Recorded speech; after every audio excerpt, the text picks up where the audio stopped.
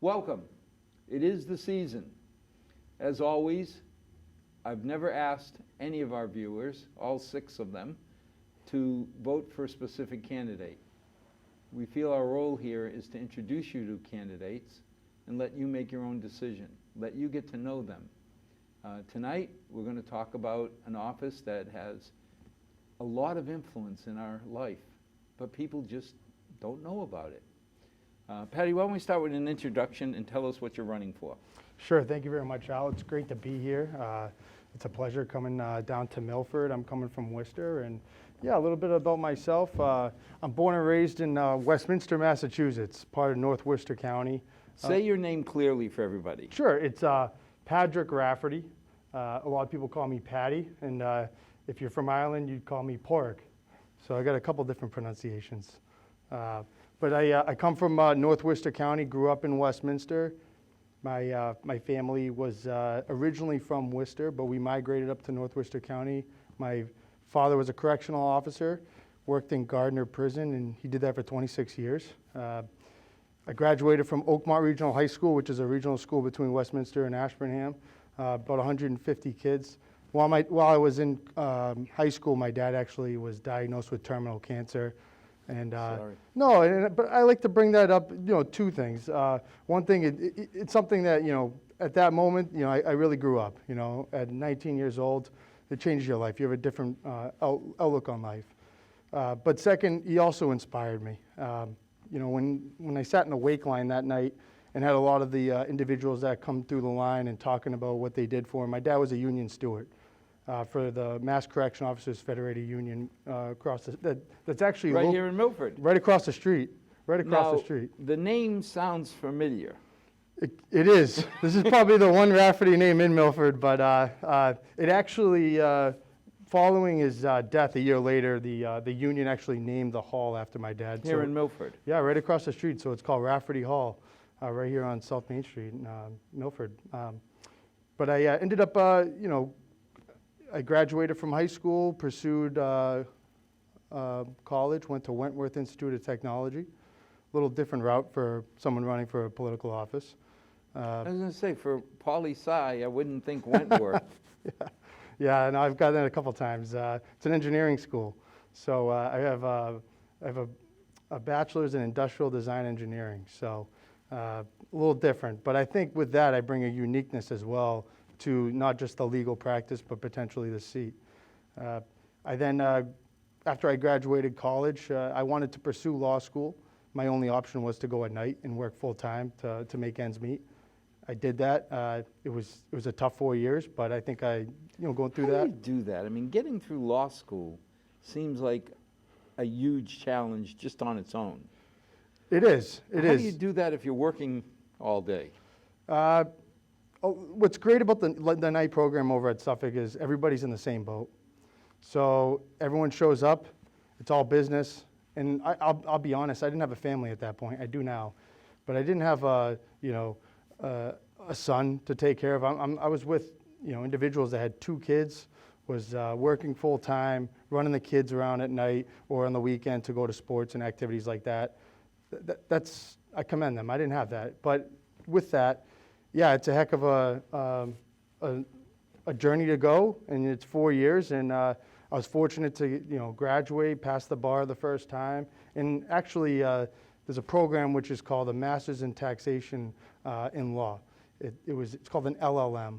So actually I was the first evening student from Suffolk, and I think they were founded in 1906, to graduate at the same time with dual degrees, which was a JD and an LLM. And I'm proud of that accomplishment, doing it at night. And then from there, I ended up pursuing the district attorney's office. I was very fortunate to get a job there. I applied, I interviewed several times, and that was my first call to public service, I think. That was something where, and I know we'll probably get into it, but where you can learn the practice of law, but also be able to help the community, help victims, work with the police, but also, you have a lot of discretion in that position, and I think looking at it from a compassionate standpoint, you can do a lot of good. And, more or less, I was in the business of rehabilitating people, not punishing people. And since then, I left and pursued private practice. And, this opportunity came up.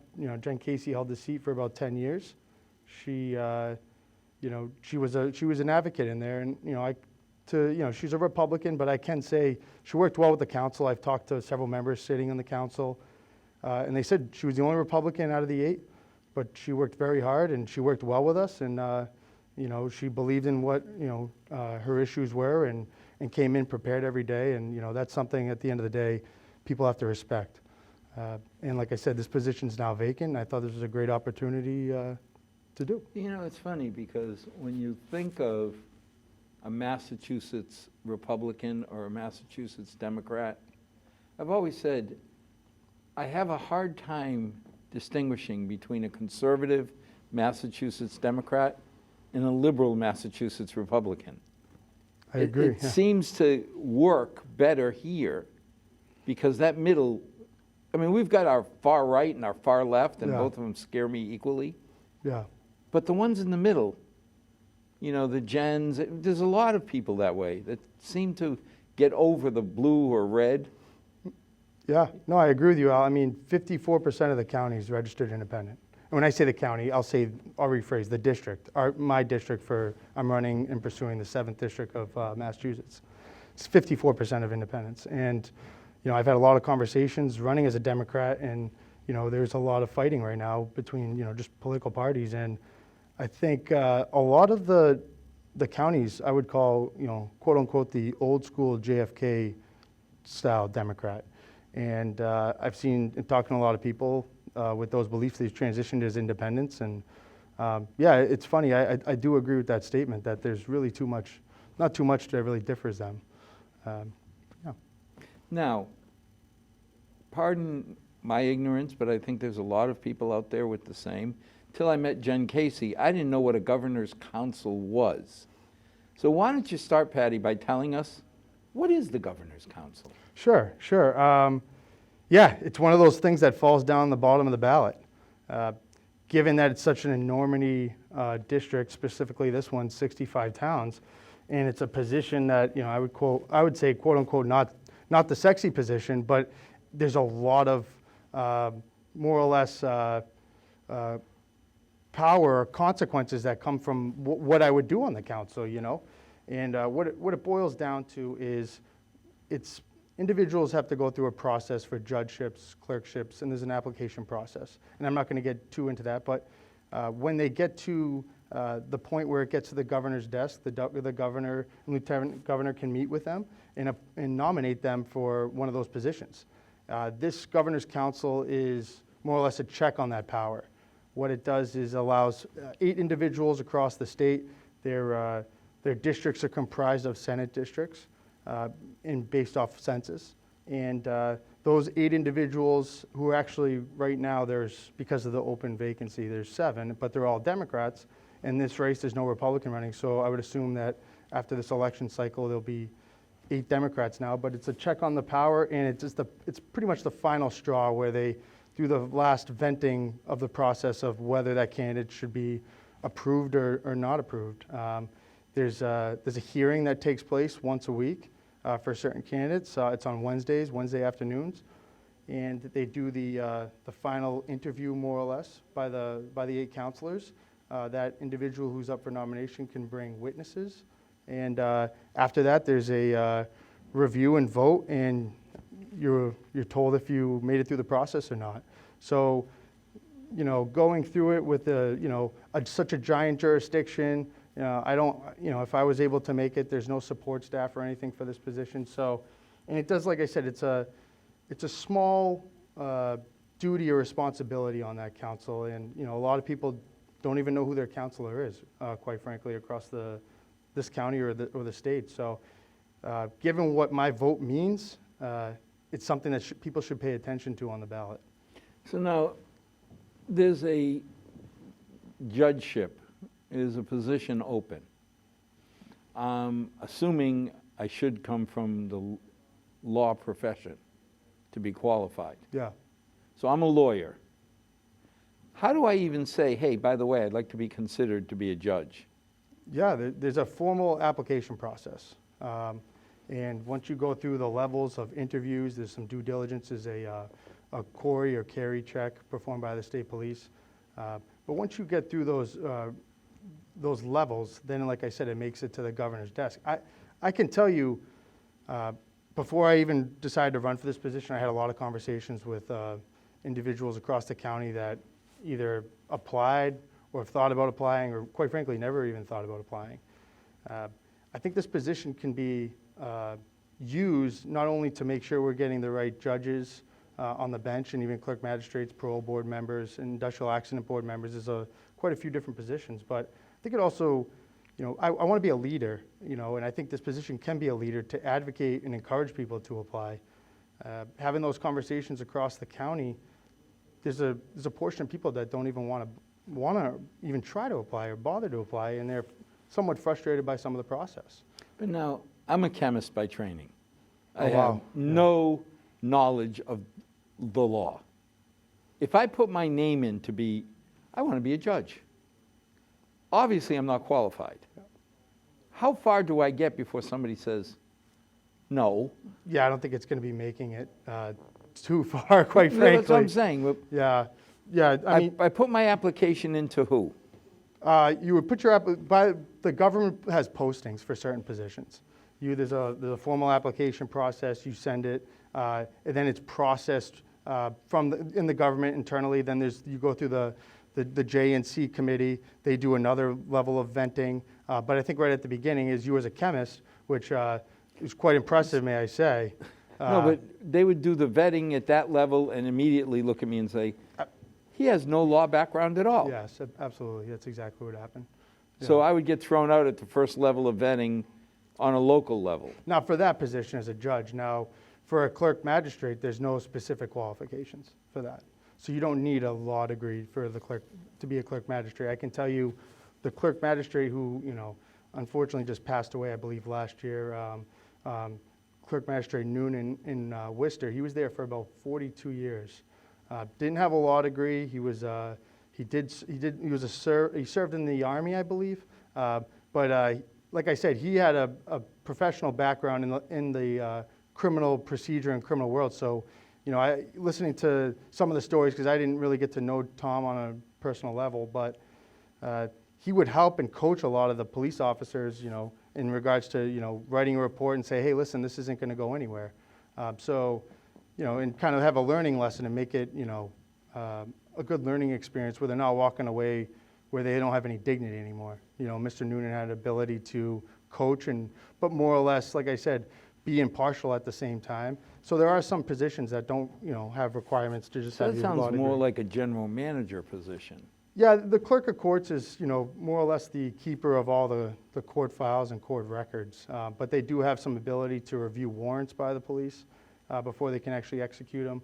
But also, some basic, motor vehicle stops and infractions, they would do the person to make that decision. Or a representative, which they would call an assistant clerk magistrate, would make that decision. But now so a police officer pulls me over, and he gives me a ticket or a summons to go to court. So then it goes to the magistrate first to see whether it warrants bringing in, or? Yeah, so for a simple speeding ticket with just civil violations, there's a process we have to appeal it within 21 days. So once you appeal that, you're then given a summons to come into court on a particular day, and you do your hearing. The police officer or representative from that police department versus you, if you're representing yourself or your attorney, do a hearing, and the clerk magistrate actually makes that decision. Now, if one of the parties doesn't agree with that decision, they have the ability to appeal, which is called a de novo hearing. And in that process, that then now goes to a judge sitting in that court. And you'd be given another date and, put your argument up there, and the judge would then have the final decision. But, I got my one ticket in 15, 18 years. I'll admit it. I was coming out of Logan Airport. It was almost 1 in the morning. My flight got delayed. And I was coming through the tunnels, and I got pulled over. And the officer said, you're speeding. Because I said, well, I'm in third gear, so I know I can't be doing 60 in my little car. He says, you were doing 59. I said, okay, sir. I don't want to seem flippant, but it's the Mass Pike. Isn't it 65? And he goes, no, in the tunnels it's 45. I'm like, oh. What can I appeal? I was driving. He's got technology showing that I was breaking the law. Yeah, I mean, you know, from doing, you know, hundreds of those and seeing those, you know, I think there's a lot of discretion. I mean, I think sometimes people, you know, for your case, you know, if I was going to be representing you, there's some unfamiliarity with that, with those tunnels. You haven't been in there much. And I think having some type of reasonable explanation, you know, and going in there and explaining that where, you know, quite frankly, maybe you were speeding, but there's some type of reasonable explanation that makes sense because there's a lot of different issues that could, or consequences based off of a responsible Patty, if I driver. went in, the judge said, what do you say? I say, I plead stupidity, right? Yeah, I yeah. should have, the sign was there. I never paid attention to it. I think Yeah. what, you know, and if I was going to ever make a decision like that, I think the biggest thing is, as a former DA, is how's that person, or how are we going to ensure that person won't come back here? And I think having a process in court where they know, or the clerk magistrate, for instance, in that example, knows that when this person leaves, they're not going to be saying, oh, I just got off, or, you know, I beat the ticket, I'm going to go now do, you know, 80 miles an hour down the road. Now I'm going to Uber speed. Yeah, and I think, and that's what I think the court is all about. I think it's about, you know, rehabilitating and not punishing. And if the court can be, you know, if the clerk magistrate can take his discretion, her discretion, and feel that they learned from this experience, they're not going to go out and be a habitual offender. I can tell you a quick example. When I was, I got a couple tickets when I was younger, and I went into the hearing, and they know when you haven't been, or they know when you've been found not responsible. So they said, sir, is this your first ticket? And it was a pause. And I didn't want to lie, but I was scared. You know, I've never, you know, I was 22. And I said, no, this isn't. And they said, that's the best answer you could have gave us, because we know every time you've been charged with a ticket, which luckily in that case, it's only was one other time, and I haven't got a ticket since, so, you know. But they know. So not only that, and based off your explanation, if you're given that I'm not familiar with the tunnels, and they see that you've gotten 3 speeding violations in the last year too, they're going to take that into consideration as well. So I think it's a good process. I think, you know, for how it all works, and, you know, how it's been working for years, I think they've made it more transparent, where it's getting a little off the subject, but that tickets cannot be pulled. They're turning into electronic. So as soon as you get your ticket, it's automatically sent to the courts. It's automatically registered. So I think that's a more transparent process as well, because some people could be speeding and they might have gotten a ticket or a warning and no one ever knew about it, and they keep speeding. How do they learn from that? I think you have to go to court and, you know, really see that. And, you know, I talk to my clients about that. I think a big piece is sitting down and just getting through to them, having them understand, you know, the worst case scenario, which you always have to explain as an attorney, but the best case scenario, but making sure that they're not going to go out and put the community in danger, because you and myself are on the road every single day, and we don't want these people getting off and with horrendous driving records, or just, you know, negligence, and, you know, put us in a, you know, being a DA and former prosecutor and now doing private practice, I've seen some horrific cases, and, you know, the best way we can prevent that and rehabilitate that person, I think, is what's best for that person in our system. Well, I've been happy for a long time with the way we handle speeding tickets in Milford. Police don't get any benefit from it. Yeah. Long time ago, the town decided tickets should be given out to assure safety, not revenue. 'Cause I know too many towns build into their police budget X dollars of revenue from tickets. Yeah, no, there's definitely some quotas. And to me, that puts you at cross purposes. yeah, Because if you know you got to write 100 tickets this month to keep, you know, an extra officer on board, it's got to weigh on you. Here, whether Chief Pigetti does 1 ticket this month or 1,000, I mean, next year I guess he'd see a benefit because he'll get 6%, you know, of the budget. But as far as, you know, he can write as many tickets as he wants, he's not going to see any direct benefit to the police.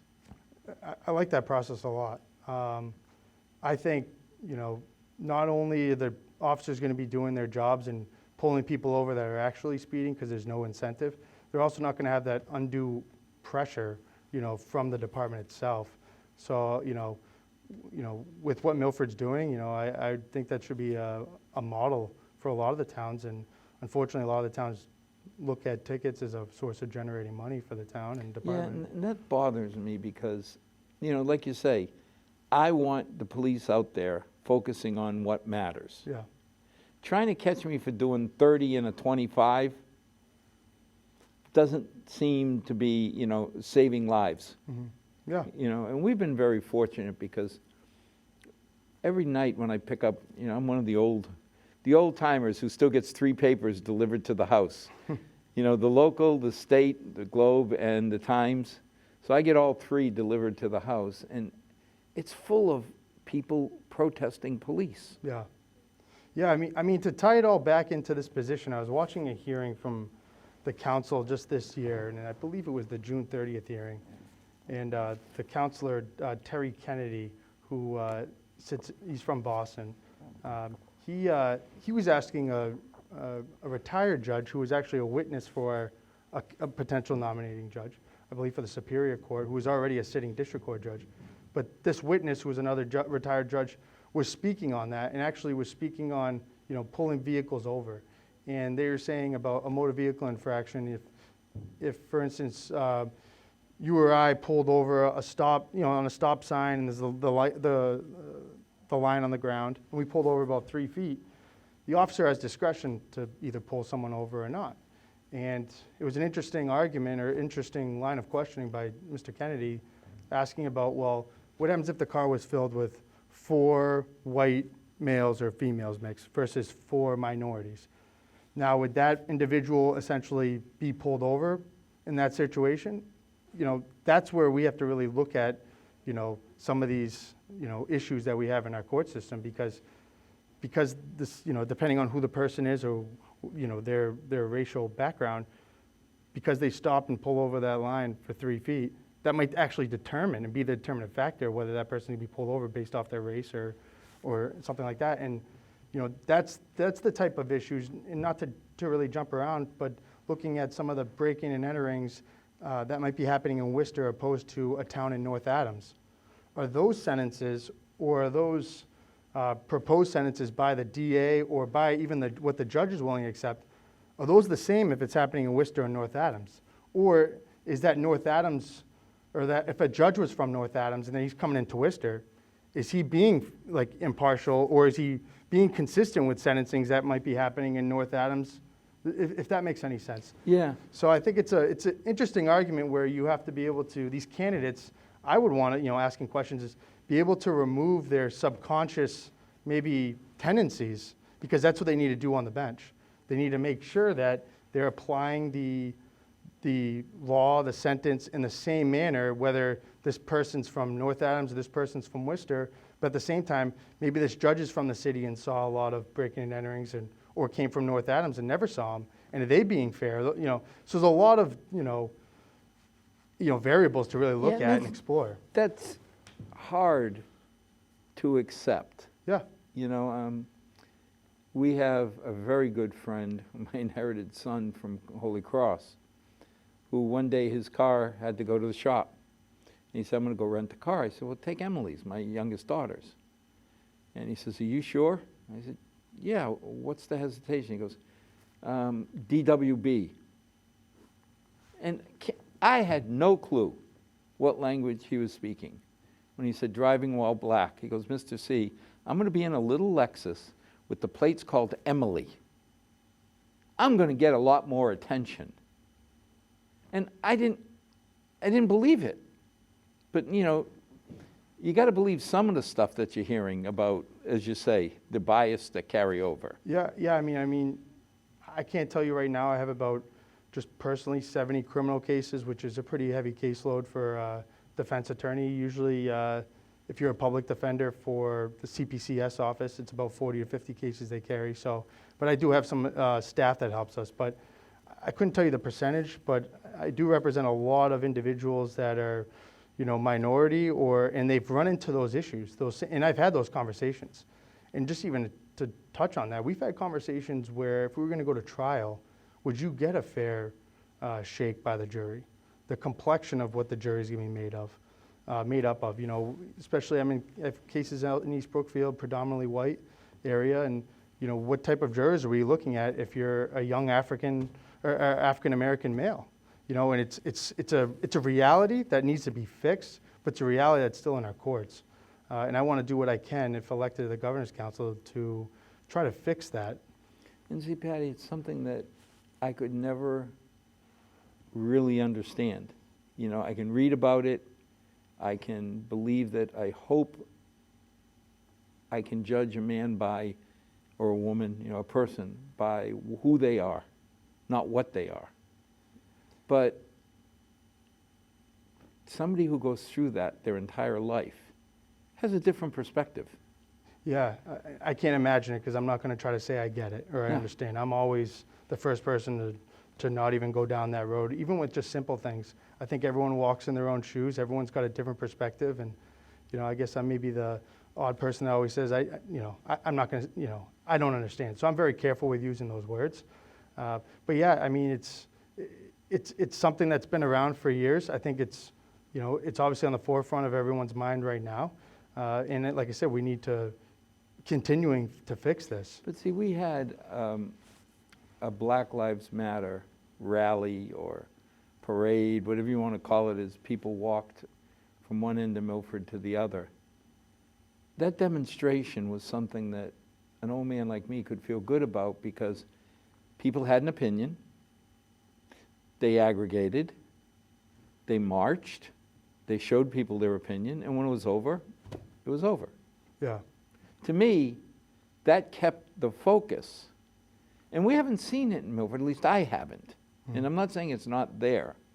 But we've had 2 specific demonstrations regarding Milford police, and they've both been positive towards the police. Yeah. So that made me feel better. But a demonstration that is peaceful is something I can support. And quite frankly, that's what it's all about. I think,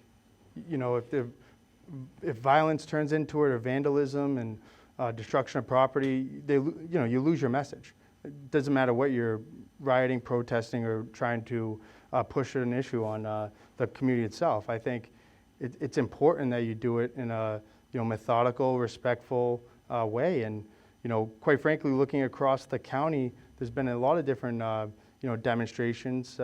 In Worcester Police, they had a great picture with Captain Kenny from the Worcester Police Department shaking hands with one of the leaders from Black Lives Matter in Worcester, and I think that was a very successful rally. Things happened at night, which was disappointing, but I think that all in all, there was thousands of people that participated in that, and I also commend the mayor down in Worcester, Mayor Pigetti, who was a big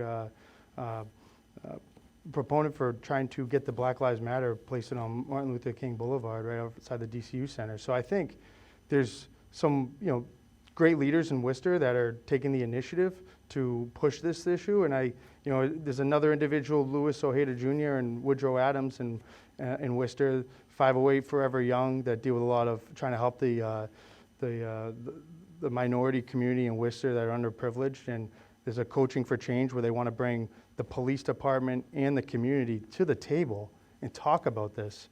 There's some violence that is beginning and has been the last couple of weeks in Worcester with some of these shootings. I believe it's been already, just in 1 week, there's more murders in a week than there were last year. And I think we have to have community leaders from all aspects, but I also want to see that everyone sit at the table together and not just call the legislators or call this person to do this. I think we need everyone there. We need everyone's participation. I think it's a huge piece to fix our issues together. Well, if you care about your community, I'll never understand burning it down. Yeah. And I don't have any data, but I got to believe that a lot of the people that come into these cities and start looting and burning aren't people from the neighborhood. Yeah. Because if you burn down my house, where am I going to live tomorrow? Yeah. No, I've seen some videos, and I don't know if, I'm sure some of the community has as well, with, some people just trying to defend their ground with their stores while they're getting looted and, even just getting pulled down and beaten up, and it's scary, So I give those individuals they're heroes, quite frankly, standing up against that violence, but they're also protecting their livelihood because they've worked so hard to get there. Well, I mean, every American, I mean, we're all minorities in one way or another. Mm-hmm. You know, every American has the right, that pesky First Amendment gives you the right to express your opinion. Mm. But to me, it stops when you start violating other people's. If you're trying to burn down my house, I mean, I got to admit, I don't know how I would react, but I don't think I would sit there and quietly reason why you burn my house down. No, I don't know how I'd react, and I think... You know, I mean, you got a family. Mm-hmm. If your family was in danger, I can't tell you that I would be a normal, rational person and try and have a legitimate discussion if my daughter's lives were at risk. Yeah.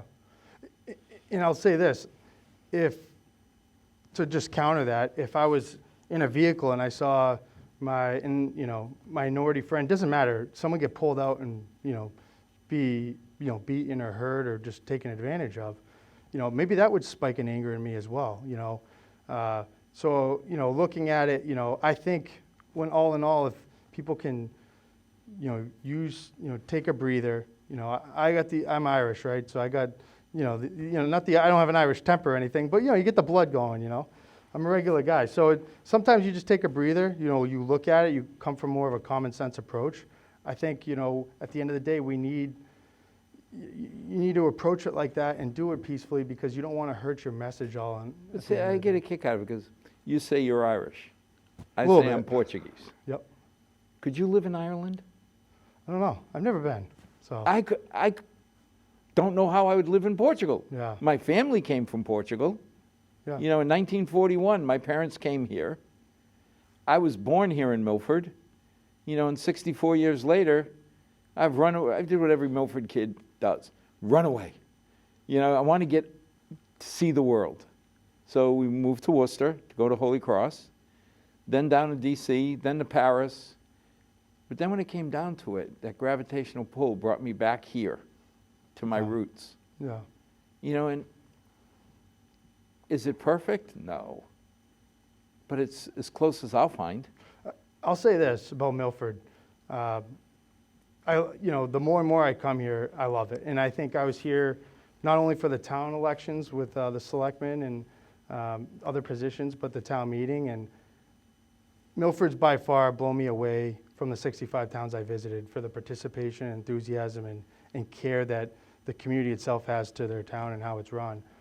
So I can see why there's been multi-generational families here in Milford, talking to the residents, third, fourth generations. Some of these names, some of these people are related somehow or another to each other. Yes. And I think that makes Milford special too. So that's something I almost use as Milford as a great example for our community or county itself, with the participation and willingness to come together and like I said, and really actively vote. It was amazing. I think it was 6,000 people voted in the town election this year, and It was the highest turnout we had was this year. and this with COVID. Right.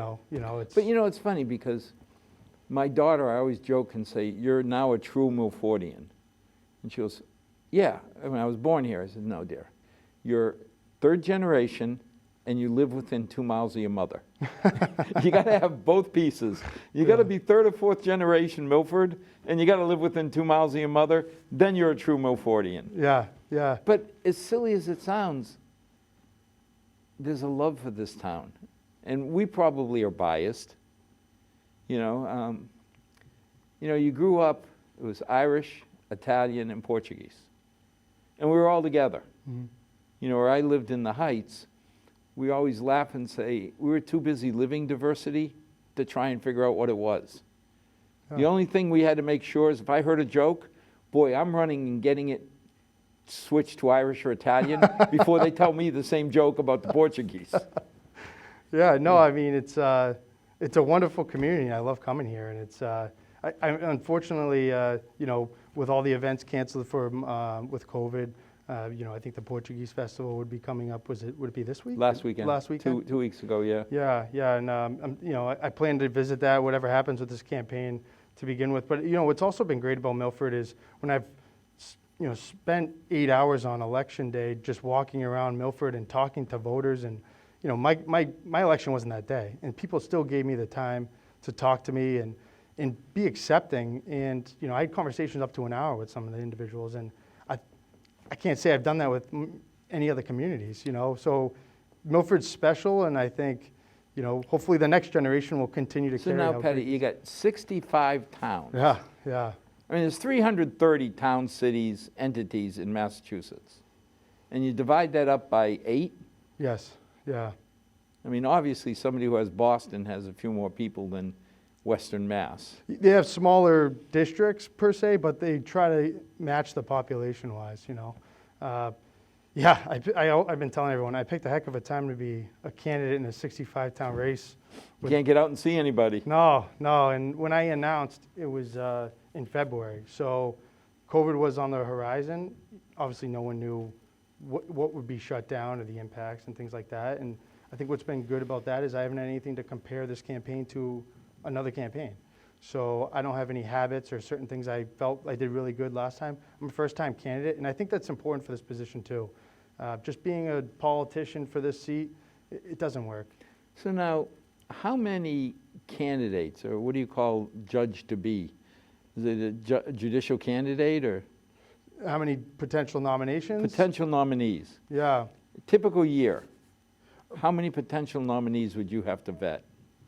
For just judgeships, about 25 is about the average. So two a month. That's not bad. Yeah. And there's other positions as well and other duties, but I think, that's what everyone knows. Whoever knows what the governor's council is, that's the position that kind of turns some heads, saying, oh, okay, this position votes on judgeships. So you get 2 a month. How many candidates for those 2 spots?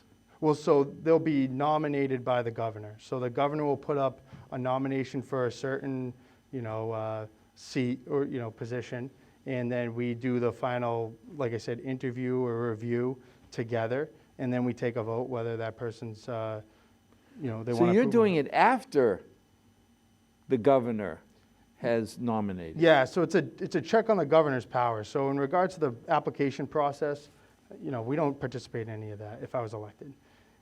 Essentially, once it comes to the governor's desk, we get the formal notice that there's a nomination and this is the date of the hearing and here's a packet of material and, review it, call some of the individuals to do some, background vetting. Charlie and, the governor and lieutenant governor, and Charlie and Karen have said, we want this person. Now it comes to you. And you either thumbs up, thumbs down it? Exactly, yeah. Yeah, it's, like I said, it serves only a specific purpose with our vote, which is unique. And, like I said, we don't want just political appointments with just the Baker, Polito administration. We want qualified, impartial people that are going to carry. But what happens if you all, now, sounds strange, you have 8 people? 8 votes, yes.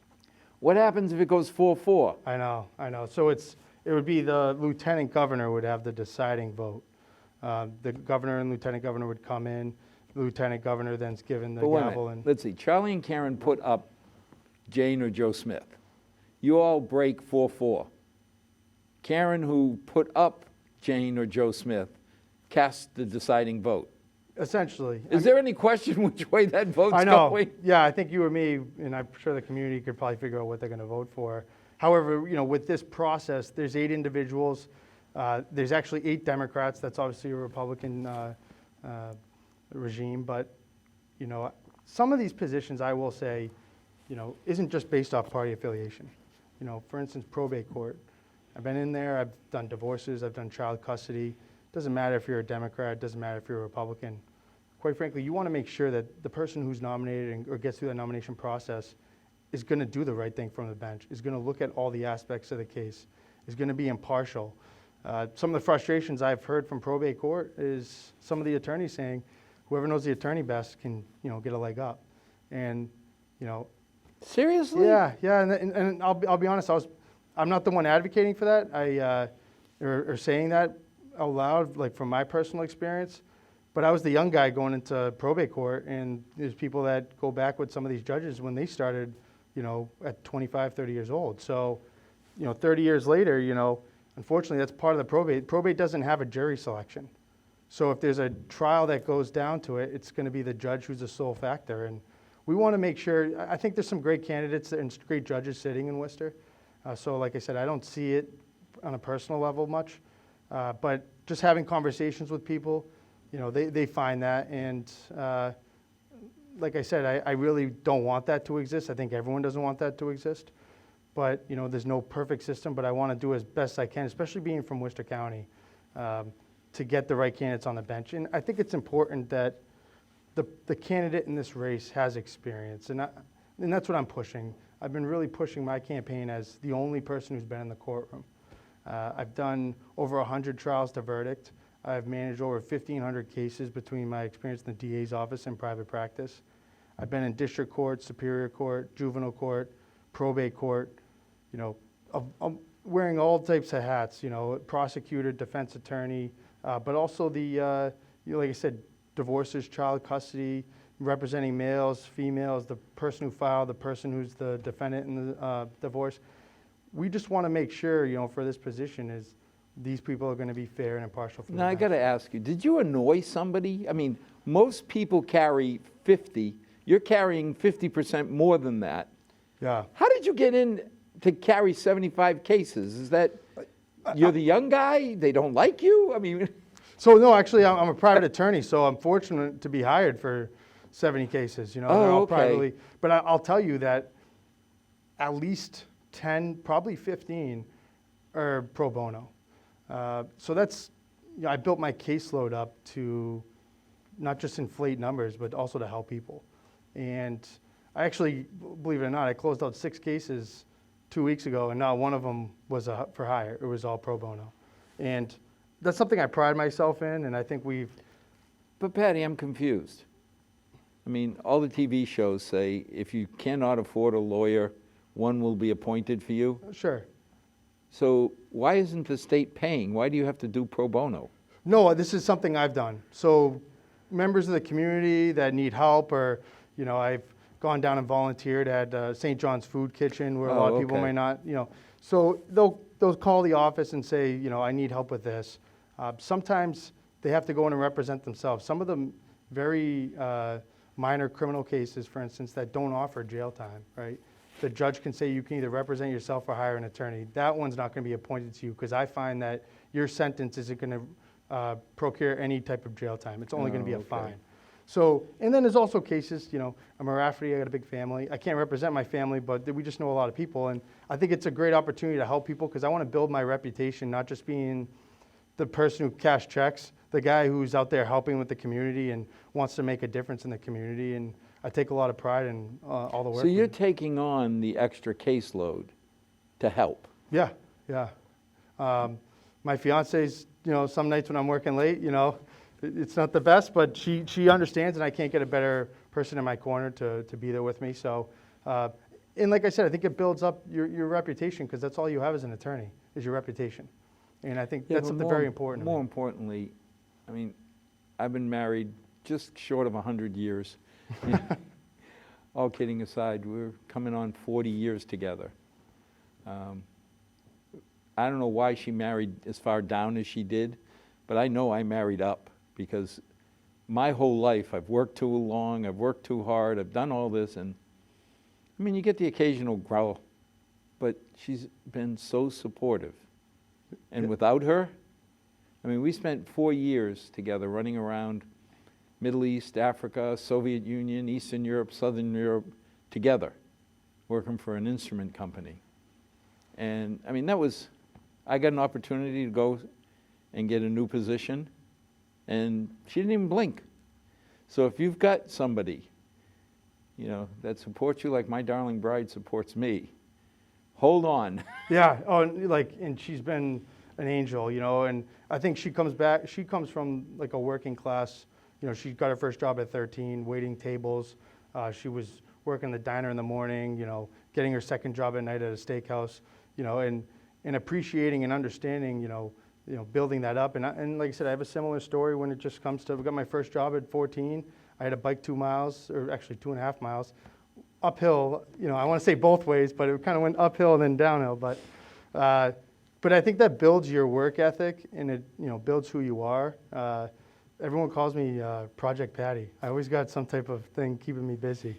But you do need someone in your corner that understands it, and I know she has a lot of pride in what I do and what our firm does for the community in Worcester and Worcester County.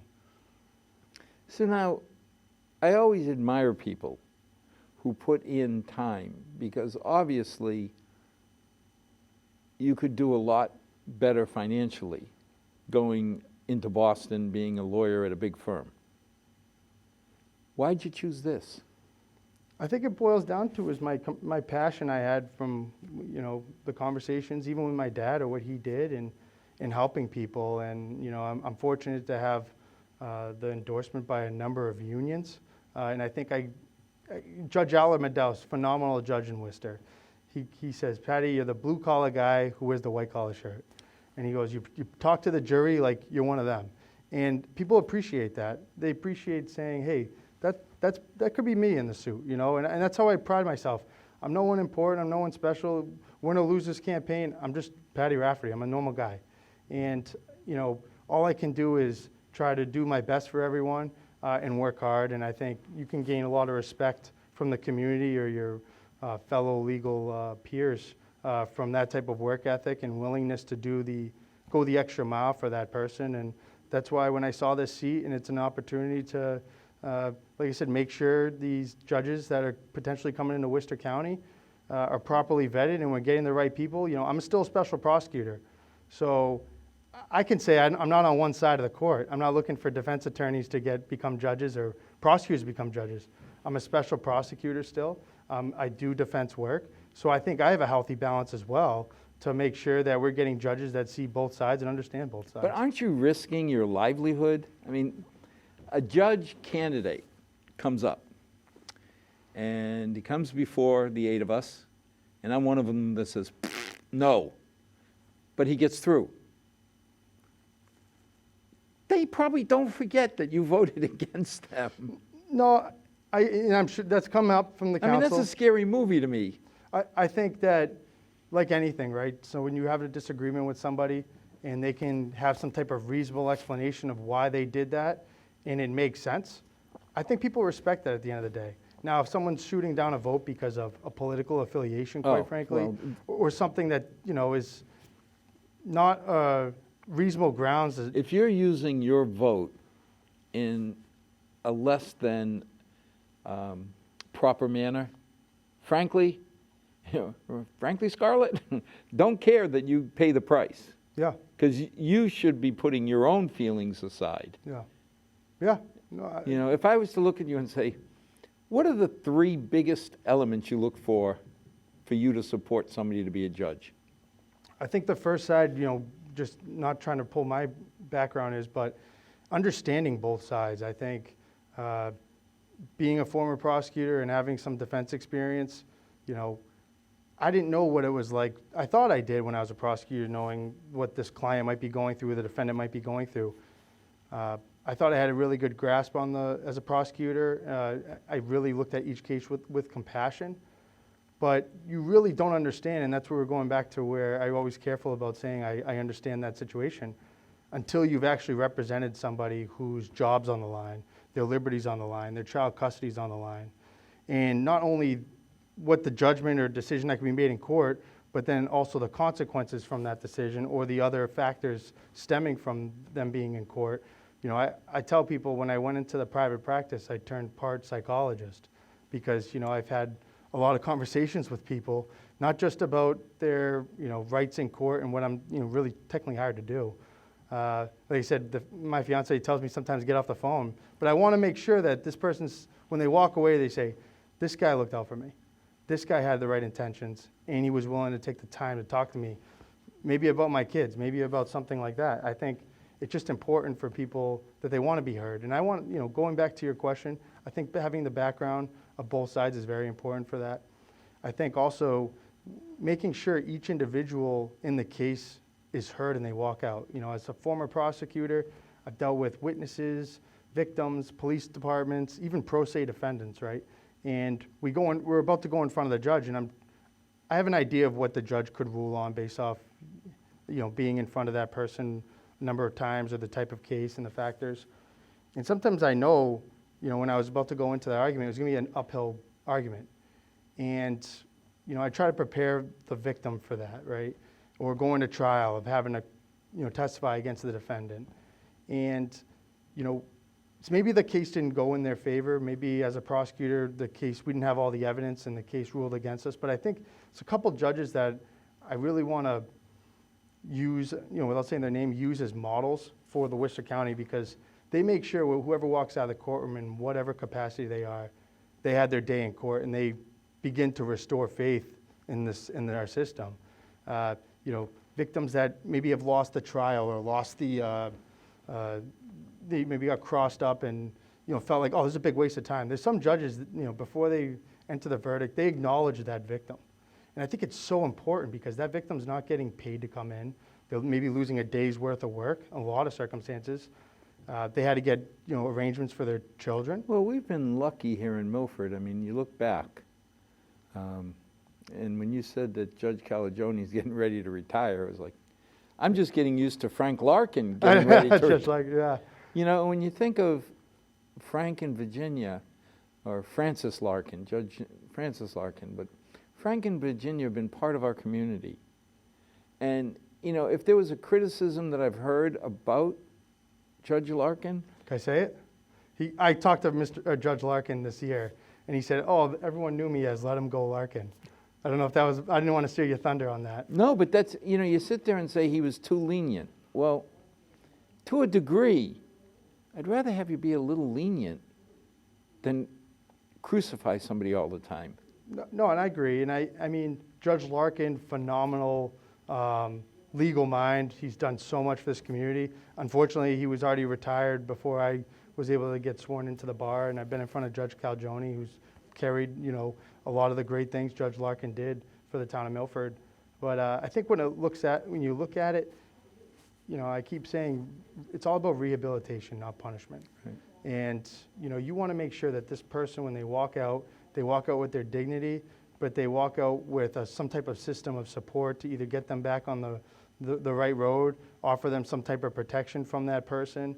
But, you know, a lot of the cases that come through have some type of mental health or addiction, substance abuse issues, you know, a significant portion. I can't give you the percentage, but I would suggest 60 to 80% in that range. And we need a lot of those programs set up, because some of these people who are, you know, on their fourth possession case, there's no criminal intent in there.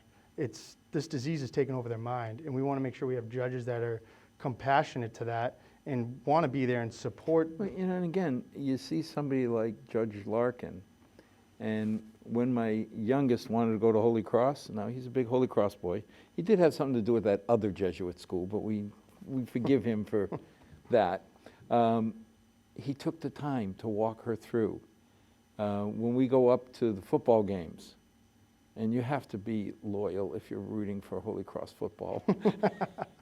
I mean, you know, God help us. For some reason, somebody decided to be suicidal and sign BC up for a football game. Yeah. We did great until they fired the pistol or whatever and started the game. I think 5 minutes in. Up until when they started the game, we looked really good. Yeah, they came out good. The uniforms are clean. 65 points later, we're not looking so good, but he's involved. You can see he still has the passion. Yeah. You know. Yeah, and that's what I want to bring to this position. I want to be a leader for the community and continuing what I'm doing in regard to helping other disadvantaged, going to the soup kitchen in Worcester. I have a good relationship with Billy Riley, who's one of 16, I believe, and then they adopted another 2. Oh, God. Giant family, but you know, that family, they have one of everything, a priest, you know, a police officer, you know. But anyways, he's done a lot of great work over there with Father Madden at St. John's, and I want to continue working on those programs. And you know, with that, I can be a presence there, not be the person who's saying, oh, this guy's the picking judges who are trying to hurt us, you know. Saying, hey, listen, I want to hear what you're experiencing. I think that's very, very important. Patty, I always end the show with one basic question. I'm from Milford. Why should I vote for you? I think experience matters, Mr. Correa. I think we need someone in the court who seen the issues, knows the current issues, and also can foresee or live the future issues. I mean, the last 6 months, there's been a lot of issues that have been brought to the forefront. Doesn't mean they didn't exist, but there were issues that are now put on, in priority. That's the practice of law. They call it the practice of law for the reason that this law is forever changing. You can't read a book about what's going on. You can't Google. You have to live it. And I think the judges, to be qualified and properly event them, you have to know each side and experience each side. And that judge does too. And I think it's just so imperative. And I'm the only guy who's been in the courtroom, and that's what I've been pushing. We need, fellow counselors before me, counselors sitting there, they're in the courtroom. We need that candidate in there. So I'd humbly ask for your vote. I do have a contested primary on September 1st. It's a Democratic primary. And like I keep saying, I'm the only guy with the legal and courtroom experience. And I think our community needs to know whoever they vote for on September 1, that person is going to be in a position to vote on a judge, specifically in Milford, because that Milford vacancy is going to be coming up. We want to make sure that a person's going to be impartial, treat everyone with compassion, and be an asset to the community, like Judge Larkin and Judge Calgione, where they're taking that healthy balance of protecting the community, but being compassionate from the bench. Well, I've always said I'd never ask anybody, our 6 loyal viewers, to vote for a candidate. But I will say that showing up means a lot to me. I mean, I understand this district or this region is 65 towns. Yeah. But I do appreciate that you made Milford one of the towns, that you came out to talk to us. And with COVID, I mean, here we are masked up, Yeah. but you've gone the extra step. And me, for one, I really appreciate, because we have been lucky. When you think about it, Frank Larkin really was somebody we could look forward to having as part of the community. Judge Calgione. You haven't heard any of the negative trash talk that you hear about some judicial appointments. No, he's been great. We've been blessed twice, but the third time is coming, hopefully not too soon. I'm not wishing Judge Calgione leave, Yeah, but we're not forcing him. He's doing it. this is not going to be another 30 years before we make that decision. So again, I don't know how you get to know if there's another candidate, but get to know Patty, watch part of the show, look it up, and then please get out and vote. September 1, that primary is the first step, and then come November, as always, I won't ask you to vote for anybody, but I'll beg you to vote. And for all of us, may God bless.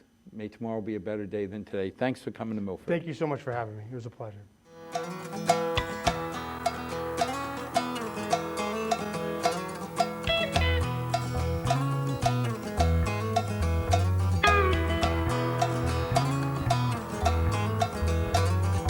Not too long since I've been home.